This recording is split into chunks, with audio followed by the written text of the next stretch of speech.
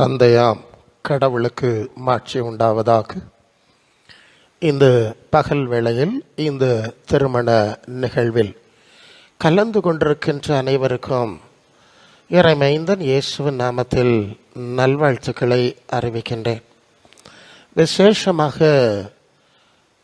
இறை சந்நிதியில் மண மக்களாய் கணவன் மனைவியாய் இணைக்கப்பட்டிருக்கிற அன்பு குடும்பத்தாருக்கு என் விசேஷ வாழ்த்துதல்களை அறிவித்துக் கொள்ளுகின்றேன். திருமணத்தை குறித்து பல விஷயங்களை நீங்கள் அறிந்திருக்கிறீர்கள், கேட்கின்றீர்கள். என்றாலும் இந்த நாட்களில் திருமணம் என்பது ஒரு சவாலான விஷயமாக இருப்பதை நாம் பார்த்து கொண்டு வருகிறோம்.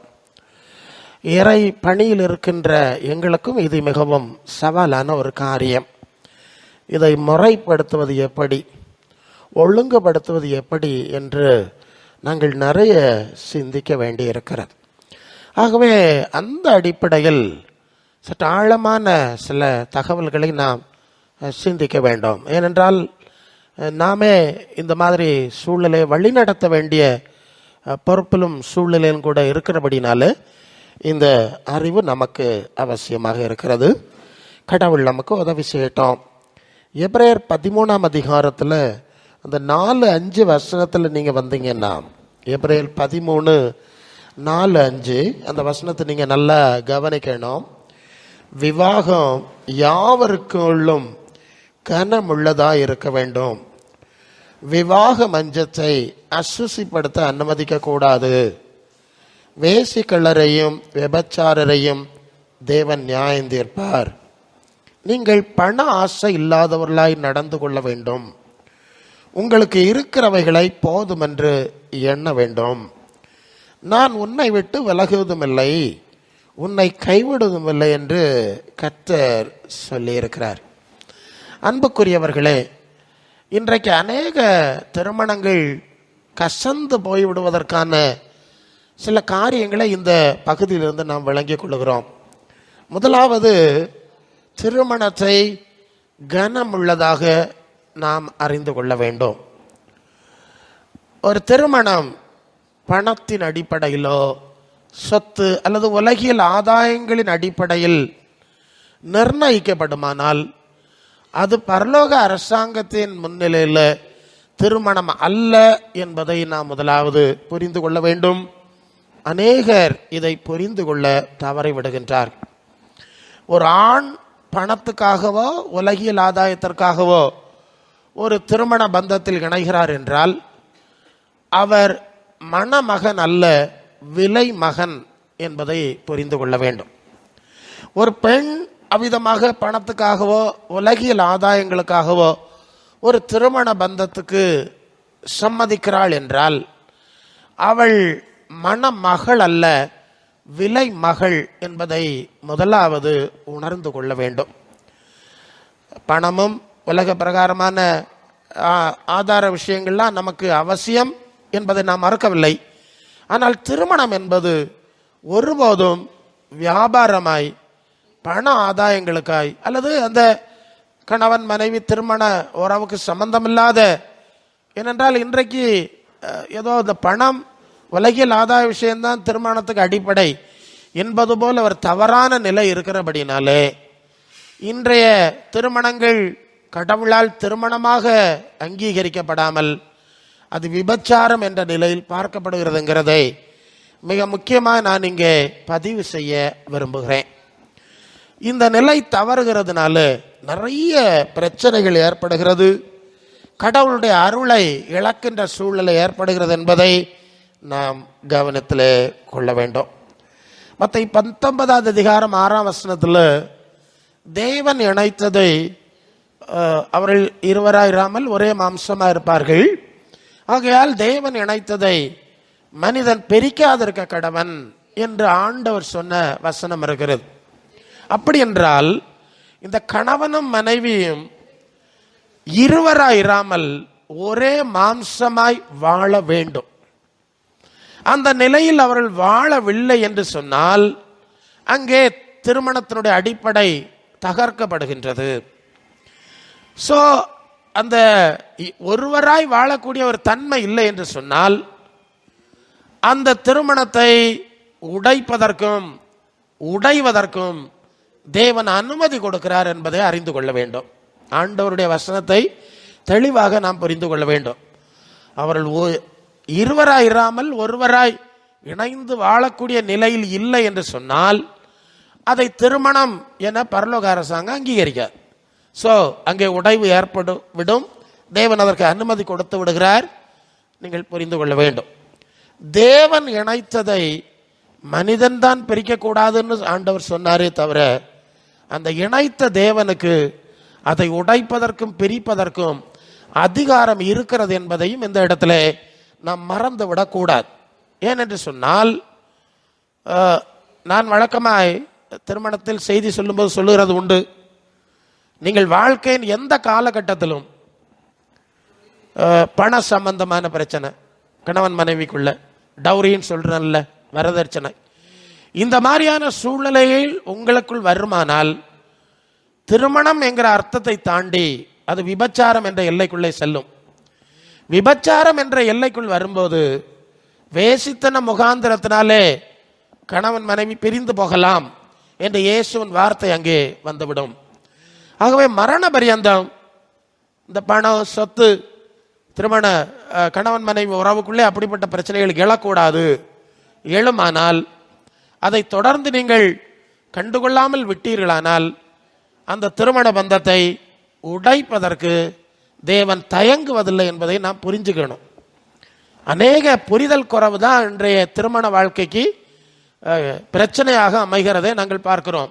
ஏன்னா ஆதியாகமம் 1ஆம் அதிகாரம் 28ஆம் வசனத்துல நீங்க பலுகி பெருகி பூமியை நிரப்புங்கள் என்று சொல்லி அவர்களை ஆசீர்வதித்தார் என்ற வார்த்தையை நாம் பார்க்கிறோம். ஆனா ஒரு நிபந்தனை, என் கட்டளை நீங்க கடைபிடிக்கணும், அந்த விருட்சத்தின் கனியை புசிக்க கூடாது. இப்ப என்ன நடக்கிறது? ஆதாமும் ஏவாளும் தேவ கட்டளை மீறுகிறார்கள். விளைவு தேவனும் தன்னுடைய நிலைப்பாட்டை மாற்றினார். ஆதியாகமம் 3:16-19 முதலாவது பெருகு பலுகி பெருகுன்னு சொன்னவர் அப்புறம் சொன்னார், நீ பெருக வேண்டாம், பெருகும் போது வேதனை பெருக பண்ணுவேன். பூமி உன்னிமித்தம் சபிக்க, ஆசீர்வாதத்துக்கு பதிலாக சாபம் வருது, சபிக்கப்பட்டிருக்கும். நீ மண்ணில் இருந்து எடுக்கப்பட்டாய், மண்ணுக்கு திரும்பவாய். அப்ப தேவன் ஒரு கட்டத்தில் வாக்குறுதி கொடுத்தது உண்மை. இவர்கள் தன்னுடைய நிலைப்பாட்டிலே மாறினபடினாலே அல்லது நிபந்தனையை நிறைவேற்றாதபடினாலே கர்த்தரும் தன்னை மாற்றி கொண்டார். ஆகவே தேவன் இணைத்தாலும் கூட நாம் தேவனுடைய திருச்சட்டத்துக்கு உட்பட்டவர்களாய் வாழவில்லை என்று சொன்னால் அந்த திருமண பந்தத்தை அவர் எப்படி உடைக்க அவர் நினைக்கிறாரோ உடைப்பதற்கு தேவனுக்கு அதிகாரம் இருக்கிறது என்பதை புரிந்து நாம் பயபக்தி உள்ளவர்களாய் வாழ கற்றுக்கொள்ள வேண்டும். கொலோசியர் 3:19 புருஷர்களே மனைவிகளில் அன்பு கூறுங்கள், அவர்கள் மேல் கசந்து கொள்ளாதிருங்கள் என்று ஒரு வசனம் இருக்கிறது. ஒரு காரியத்தை பைபிள் நமக்கு நினைப்பூட்டுகிறது. ஆதாமுக்காக ஏவாள் படைக்கப்பட்டாள், ஆதாம் வஞ்சிக்கப்படவில்லை, ஏவாளே வஞ்சிக்கப்பட்டு மீறுதலுக்கு உட்பட்டாள் என்ற செய்தி இங்கே புதிய ஏற்பாடு வரைக்கும் பைபிளிலே பதிவு செய்யப்பட்டு நமக்கு நினைப்பூட்டப்படுகிறது. அப்படி என்று சொன்னால் பெண்கள் எளிதாக அன்று பிசாசுக்கு ஏவாள் இடம் கொடுத்த மாதிரி இடம் கொடுப்பதற்கான வாய்ப்புகள் இருக்கிறது என்பது பல ரீதியிலே இங்கே புதிய ஏற்பாட்டிலும் கோடிட்டு காட்டப்படுகிறது. 2 கொரிந்தியர் 11:3 ஏவாளை வஞ்சித்த பிசாசு உங்கள் மனசு கிறிஸ்துவை பற்றிய உண்மையிலிருந்து விலக்கும்படி உங்களை கெடுக்குமோ என்று பயந்திருக்கிறேன். பார்த்தீர்களா, அங்கிருந்து இங்கே வருது. அப்போ பெண்கள் சில வேளை சீக்கிரமாய் சாத்தானுடைய தூண்டுதலுக்கு உட்படுகிறார்கள்ங்கிறத நாங்கள் அனுபவத்தில் பார்க்குறத பேசணும். இங்கே ஒன்றும் ஒழிச்சு வைக்க போகிறதில்ல, யாரையும் தரந்தாழ்த்தி பேசுறதில்ல. அதனால தான் அப்போஸ்தலர் சொல்லுகிறார், உங்கள் மனைவிகளில் நீங்கள் கசந்து கொள்ளாதிருங்கள். அப்படின்னா என்ன அர்த்தம்? கசந்து கொள்ளக்கூடிய சூழ்நிலை என்ன பண்ணிடுவாங்க? உருவாக்குவாங்க. ஸோ அவர்களும் உங்களோடு கூட நித்திய ஜீவனை அடைய தேவனால் நியமிக்கப்பட்டவர்கள் ஆனபடினாலே ஏற்ற கனத்தை கொடுத்து நீங்கள் பண்புடனும் விவேகத்துடனும் சிறுதானே வாழணும். விவேகத்துடனே அந்த வார்த்தை இருக்கும். ஆக அப்படியெல்லாம் நம்ம செஞ்சாதான் இந்த வாழ்க்கையை முழுமையாக கொண்டு போக முடியும். எல்லா காரியங்களுக்கும் சண்டை பண்ணிட்டு இருந்தா யாருமே குடும்ப வாழ்க்கையை தொடர்ந்து நடத்த முடியாதுங்க. இன்னைக்கு சகிப்புத்தன்மை கிடையாது. ஸோ அப்படி போகுது, எல்லா இடத்துலையும் பிரச்சனை இருக்கு. ஸோ இந்த புரிதலை தேவன் நமக்கு கொடுக்கிறார், அதை மனசில் வைத்து கொள்ள வேண்டும். மனைவி அதுவும் நான் நினைக்கிறேன், நான் அப்படி தான் பேசணும். மனைவி ஒன்றை உணர வேண்டும், என்னுடைய பாட்டியாகிய ஏவாள் தான் எல்லா சாபத்துக்கும் வழியை உண்டாக்கி வச்சுட்டான். அந்த வம்சத்தில் அந்த ஸ்திரீ என்கிற ஸ்தானத்தில் தான் நானும் வந்திருக்கேன். ஆகவே அது மாதிரி நான் சாத்தானுக்கு இடம் கொடுத்து விடக்கூடாது என்பதில் மிக விழிப்பாக இருக்க வேண்டும். குடும்பங்களில் அநேக இடத்துல பெண்களால் வருகிற பிரச்சனைகளை நாங்கள் பார்க்கிறோம். அவங்களுக்கு சில வேளை என்ன செய்கிறோன்னு தெரில, பிரச்சனை எல்லாம் எங்கேயோ போனப்புறம் ஐயோ நான் எதிர்பார்க்கவே இல்லை, நான் இப்படிலாம் சொல்லிடுவேன். ஆக நாம் பொறுப்புள்ளவர்களாய் நடந்து கொள்ள வேண்டும். ஏதேனில் அதுதான் பிரச்சனை, நீ இதை சாப்பிடாத 2 பேரும் வச்சுட்டு தான் சொல்லியிருக்குல்ல. இப்போ இவையன் அங்கே போய் பேசணும், இதை சாப்பிடுங்க நீங்கள் சாவ மாட்டீங்கன்னு எதிராக சொல்லும்போது அதுக்கு ஏன் இடம் கொடுக்கணும்? நிறைய இஷ்யூஸ் இருக்குல்ல. ஆதாமோடு இணைஞ்சு நின்று இருக்கணும். கர்த்தர் வரும்போது சொல்லி இருக்கணும், நீர் சாப்பிடப்படான்னு சொல்லுது இந்த சர்ப்பம் எப்படி சொல்லுன்னு சொல்லி கொடுத்துருக்கணும். இல்லை, செய்யலை, நிறைய இஷ்யூஸ் இருக்கு. ஸோ ஆக பெண்கள் அமைதல் உள்ளவர்களாய், பொறுமை உள்ளவர்களாய், கற்றுக்கொள்கிறவர்களாய் இருக்க வேண்டும். சொல்லி தான் ஆகணும். ஏன்னா இன்னைக்கு சூழ்நிலை வேறு. ஆணும் பெண்ணும் சமம் என்று சொல்லக்கூடிய ஒரு தவறான கொள்கையை பிசாசு உலகம் முழுதும் பரப்புறான். நீங்கள் ஒரு மருத்துவர்கிட்ட போய் கேளுங்க, ஆணும் பெண்ணும் சமமானு கேளுங்க, நிச்சயமா இல்லைன்னு அவங்க எல்லாம் விலாவாரியா பட்டியல் போட்டுருவாங்க. இன்டர்னலி அண்ட் எக்ஸ்டர்னலி பத் நிச்சயமா இல்லை, சுப்பீரியாரிட்டி இருக்கு இல்லையா என்று சொல்லிடுவாங்க. இதை மனசில் வைங்க. நாம் ஆண்டவருடைய வசனத்திலே அவருடைய மாதிரியில தான் போகணுமே தவிர உலக வழக்கத்தில் சிந்திச்சிடாதீங்க. இது பிசாசு குடும்பங்களுக்குள்ளே நுழைய முயற்சி பண்ணுகிற ஒரு வழியா இருக்கு. ஆதாம் உண்டாக்கப்பட்டான், ஆதாமுக்காக ஏவாள் இல்லையா? ஆதாமிலிருந்து ஏவாள், ஏவாளிலிருந்து ஆதாம் அல்ல. ஓகே, சரி. ஆக கணவன் தலைவர் இவங்க அடுத்த ஸ்தானத்தில். இப்போ இந்தியா ஒரு தேசத்தை எடுத்துக்கிட்டா 2 சம ஜனாதிபதிகள் இருக்க மாட்டாங்க. ஒருவர் ஜனாதிபதியாக இருந்தால் இன்னொரு துணை ஜனாதிபதி, ஒருத்தர் பிரதமராக இருந்தால் இன்னொருத்தர் துணை பிரதமர். எங்கேயாவது இந்த வேற சம சிஸ்டம் இருக்காதுல்ல. அதில் அப்படி தான் வச்சோம், அப்போ தான் சரியாக இருக்கும். இல்லைன்னா பிரச்சனை வந்துடும்னா நம்ம அப்படி வச்சோம். இப்போ குடும்பத்தில் வந்தோடனே நான் 2 பேரும் சமம்னு சொன்னால் தப்பு தானே? அது இது தப்பான காரியம். சாத்தான் செய்கிறான். ஒரு நாளும் நீங்கள் அதுக்கு இடம் கொடுக்கக்கூடாது. இப்போ முதலாவது ஆதாம் படைச்சு 2வது ஏவாள்னு சொன்னோன்னா பெண்களை அவமரியாதை செய்கிற மாதிரி நீங்கள் நினைக்கக்கூடாது. பெண்களுக்கு இருக்கக்கூடிய சிறப்பு ஆண்களுக்கு கொடுக்கல, தெரியுமா? ஆணுக்கு கொடுத்த சிறப்பை பெண்ணுக்கு கொடுக்கல. ரெண்டு டைப்பாக ஸ்பெஷாலிட்டிஸ் 2ஆ இருக்கு. அதனால் இதை ஒரு தரந்தாழ்ந்த நிலையாக நீங்கள் நினைத்து கொள்ளக்கூடாது. ஒரு பெண்ணுக்கு அலங்காரம்னு சொல்றது அவள் அமைதியில் உள்ளவர்களாக இருக்கணும், சாந்தமாக இருக்கணும், தாழ்மையாக இருக்கணும், நாணம் இருக்கணும். எல்லாம் வசனம் இருக்கு, கொஞ்சம் வேகமாக போகணும். நாணம் இருக்கணும். அதுதான் பெண்களுக்கு அலங்காரம். பெண்களுக்கு அலங்காரம் ஏதோ இது இந்த மாதிரி ட்ரெஸ் பண்ணுறது, ஆபரணங்கள் போடுறது கிடையாதுங்க. குணத்தினாலே அலங்கரிக்கணும்னு சொல்லியிருக்கு. குணமே அவளுக்கு அலங்காரமாக இருக்க கிடையாது. அதுவே தேவனுடைய பார்வையில் விலையேற பெற்றது.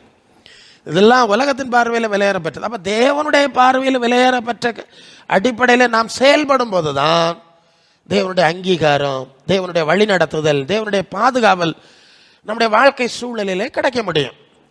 இப்போ ஏற்கனவே முழு குடும்பத்தை தேவ வரவிலிருந்து உடைச்சி சின்ன பின்னமாக்குன்னு அந்த பிசாசின் ஆட்சி நடக்கிற ஒரு உலகத்தில் தான் நம்ம வாழ்ந்துட்டு இருக்கோங்கிறத மறந்துடப்படாது.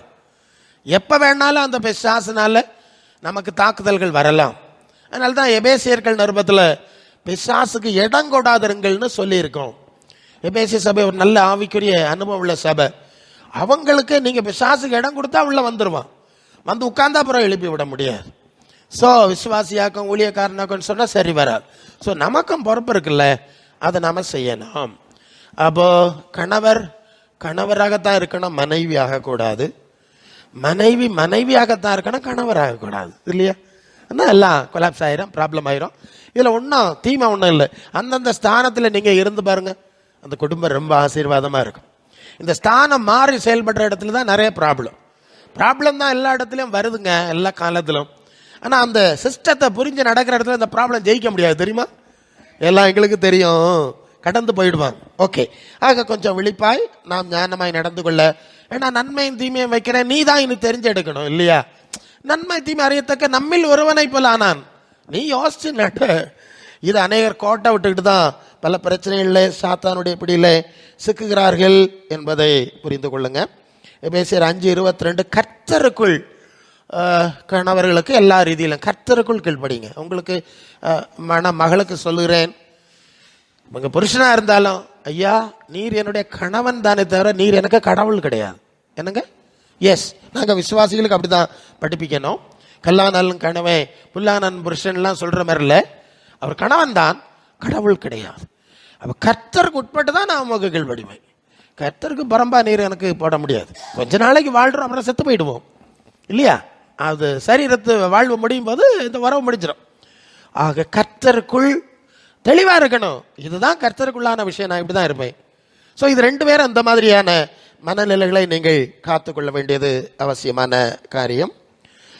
1 கொரிந்தியர் 5:24 படிச்சிங்கன்னா, இனி வரும் காலம் குறையினதாக இருக்கிறபடினாலே மனைவி உள்ளவர்கள் இல்லாதவர்கள் போலவும் அழுகிறவர்கள் அழாதவர்கள் போலவும் இந்த உலகத்தை அனுபவிக்கிறவர்கள் அதை தகாத விதமாய் அனுபவியாதவர்கள் போல இருக்க வேண்டும்.